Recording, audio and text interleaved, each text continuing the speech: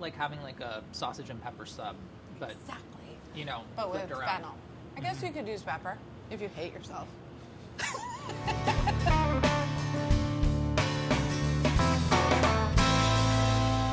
It's a BA's Best? It's a BA's Best. Oh, this is a BA's Best. Oh, I should have powdered up for the BA's Best. This is, to me, well, it's sausage meatball sandwiches. This is when you want sandwich for dinner. That's how I think about this recipe.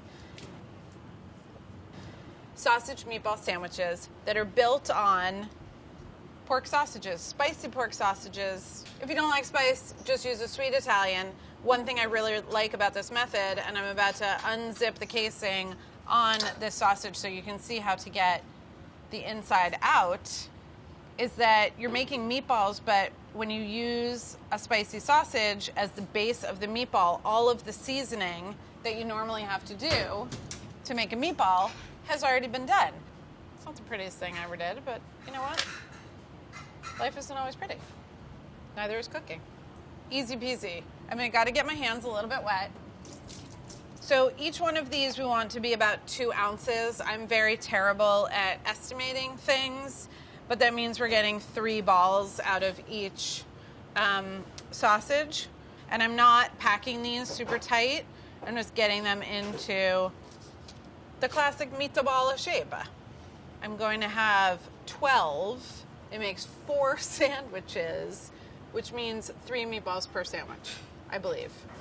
How's the math going? I've done multiplication and division in the first 2 minutes. One of our classic, look what's happening. Oh no. Oh no. Cool. So we can make 3. If this were happening to me at home, then I would make somebody run out to get more sausages. That's what's happening How did right this now. happen? I don't know. I weighed them, and then I weighed them. I need to get 3 balls out of every sausage, so you should just do that. Forget about measuring them. If I were like my great-grandmother, who I barely knew, but she would feed everybody and then stand in the kitchen and eat the little tiny scraps that were left over. Just like the opposite of my actual personality, which is to hog the best pieces while no one... I get the bottom. This extra one's Yeah, when mine. no one's around, I'm like, they'll never know what I ate because no one else was here. All right, so I'm going to set the sausage balls over there. And then 10 cloves of garlic already sliced. If you can get somebody to do that for you, I highly recommend it. There's 1 onion. So it is very feasible to me that all of these ingredients would just be in the house because it's built on pantry. There's some basil and mozzarella coming up, so maybe you have to pick up a couple things on the way home. Fennel, one of the great vegetables. If you don't like fennel, but you like celery, I would just make that swap. Celery is pretty classic sauce building. I wouldn't put a carrot in this. Just not down with that. Recently discovered that the fennel core is perfectly palatable and should be enjoyed. So eliminating that step. The recipe says to cut out the core. Sometimes you just do things for years and years and years because recipes tell you to do them. And then one day you're like, why does it say to do that? And then you discover that there's another way. And that is the great thing about food and cooking because you are constantly discovering things you didn't know before. This I'm going to need in a minute. I'm going to use half of the garlic in the sauce, half of the garlic in our little pesto basil sauce mixture situation that's happening later. So I just have to remember that when I'm building the sauce, half of the garlic, don't put all the garlic in, but I'm going to start by browning off these sausages. 12 of them. 13, actually. As it turns out. All right, so the other ingredients in the sauce is a can of whole tomatoes, a little bit of olive oil to get things started. The sausages themselves have a good amount of fat, but just to get something going in the pan to get it going, we're good to go. They're not all gonna fit, that's the funny part. 12 of them are gonna fit. That last meatball is the 13th angry meatball.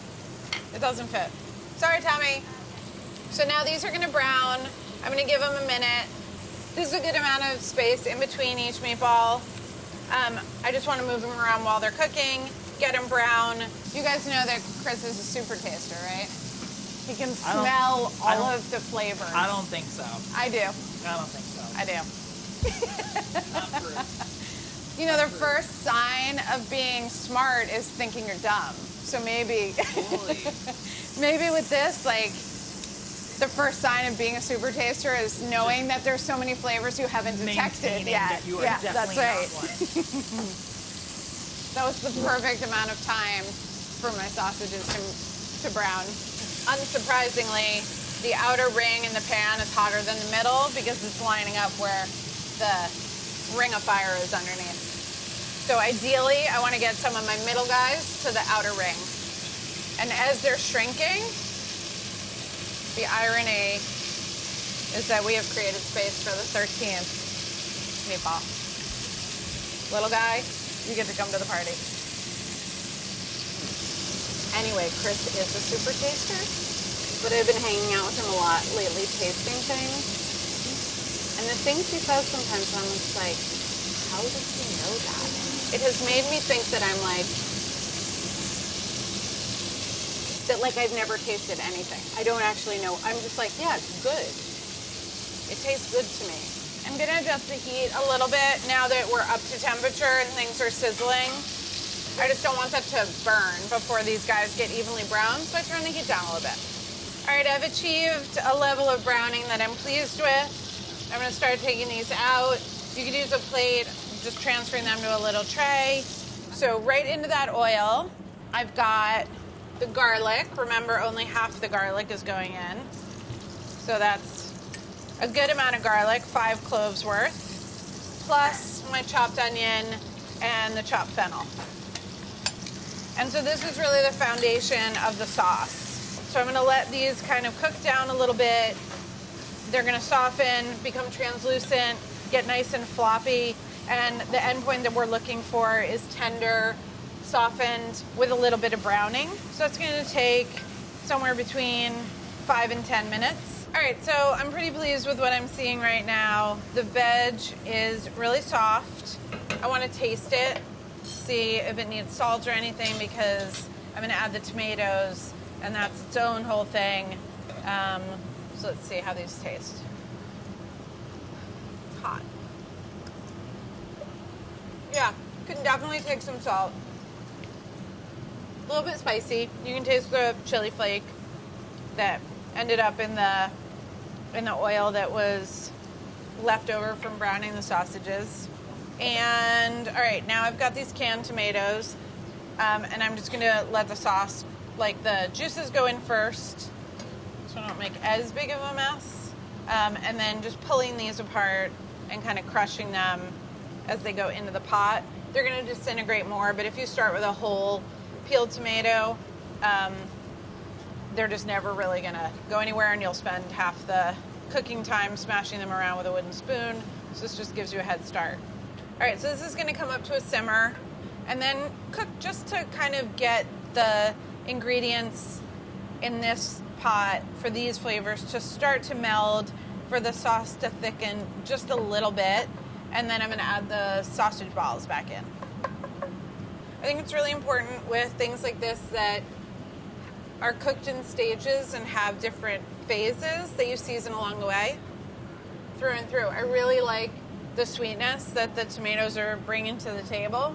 It really tempered like that. The way the vegetables tasted before I had the tomato in there was just kind of like very vegetal, kind of spicy, and a little bit oily, not in a bad way, but now it's starting to come together, the acidity and the sweetness of the tomatoes. It's gonna make a really nice sauce. So these guys are gonna go back in. Everybody gets tucked in, have a little nappy.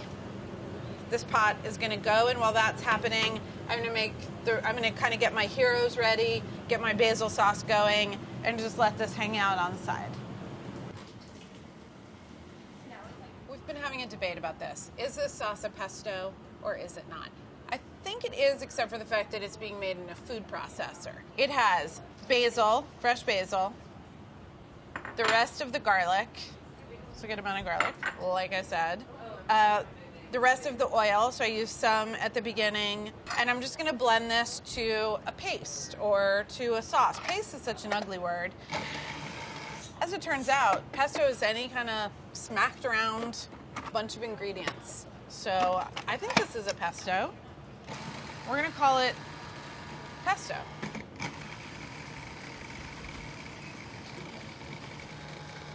Okay, and we gotta taste this. Taste this without inflicting bodily harm. So don't go sticking your finger in there with the blade. Amazing how vegetal and garlicky it tastes without any seasoning. Salt and pepper. Oh, cool. That was open. I wouldn't do this very far in advance because the basil is going to oxidize and the garlic is going to get extremely pungent. So it's a good meanwhile for when things are simmering. Maybe I don't want to cut these on here. These are the hoagie rolls. And read the recipe before you do it, or just watch the video, because you're gonna top split instead of going lengthwise for the sausage and the filling. I'm gonna cut, but not all the way through to the bottom. So this is for all my New England lobster roll people. You know what's going on right now. And these are just not fancy rolls, not necessarily a bakery roll. Just want nice, fresh hoagie rolls, cut them yourself. So the sauce is for two things. The sauce is for going inside of the rolls, and then we're gonna broil them and get them kind of like softened up and toasty, and that will also take off some of the rawness of the garlic flavor. And then I don't wanna use all of it, so I'm gonna hold some back for drizzling over at the end. So it's kind of like, it's almost like you're making garlic bread, but with basil.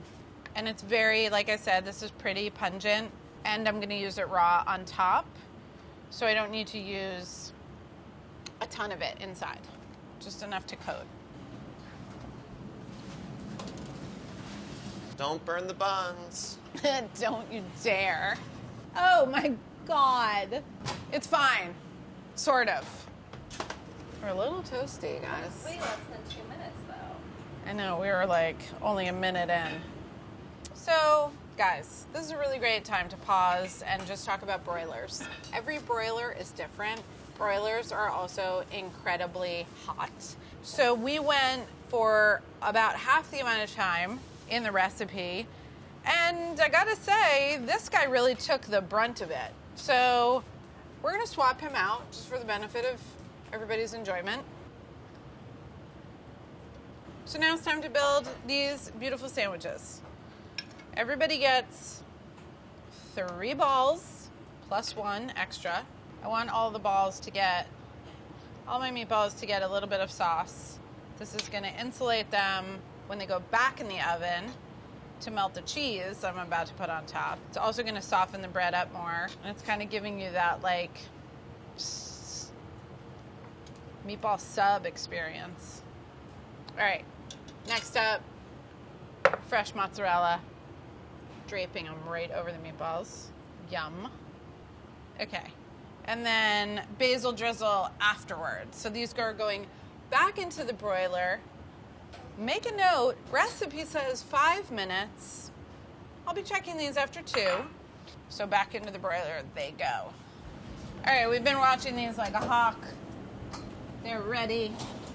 They're melty. Yum. Okay, so we have great coverage on the mozz, very melty and delicious. Coming over the edges. I burned a couple buns. What are you gonna do? It's gonna be fine. There's plenty to go around.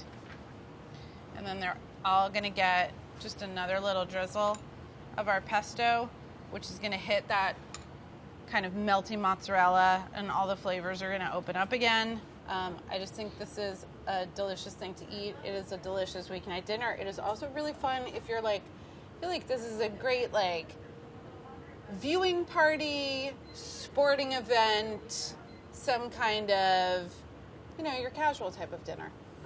So sausage, you saw, spicy sausage, And delicious tomato, marinara, Tomato, but like anything else happening in the marinara? fennel, onion, garlic. Fennel. Well, no, I'm not going to tell you. I have to guess. I have to guess You the have to remaining figure it ingredients. out. Salt. Not to get all de Blasio on you, but I kind of want to go at this with a knife I and know, fork. me too. You know, like kind of pull up a chair. I know. But at the same time, I'm wearing an apron, so like Yeah. whatever happens, happens. Yeah, But that's true.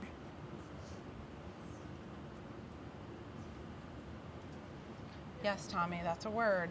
Calunking. Colunking? Mm-hmm. I don't doubt it.